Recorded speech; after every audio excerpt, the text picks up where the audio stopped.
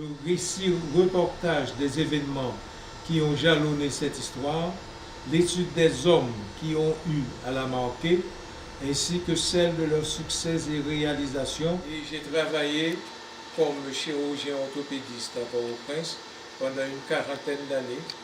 Puis, j'ai pris ma retraite. Mais de tout temps, je me suis toujours intéressé à l'histoire et depuis ma retraite, je m'adonne exclusivement à l'histoire. L'histoire, pour moi, c'est ce qui nous permet d'avoir des repères. C'est ce qui nous permet de pouvoir nous rejoindre. C'est ce qui nous permet de pouvoir ressauter sur nos pieds quand on s'est retrouvé à terre. Et comme disait le fondateur et premier président de la Société d'histoire, de la Société haïtienne d'histoire et de géographie, M.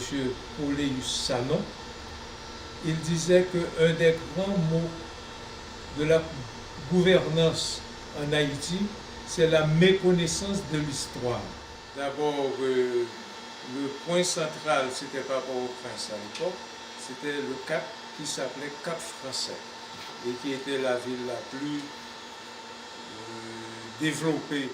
Le prince a accosté donc, dans la baie de ce qui allait devenir Port-au-Prince. Une magnifique et on baie. l'appelait la plus belle baie du monde, paraît-il. Et le port du navire Prince. Oh. De là, on a fait Port-au-Prince. Une chose importante pour les jeunes. Et c'est un point absolument essentiel dans leur formation et dans leur développement. C'est la lecture. Se mettre à la lecture.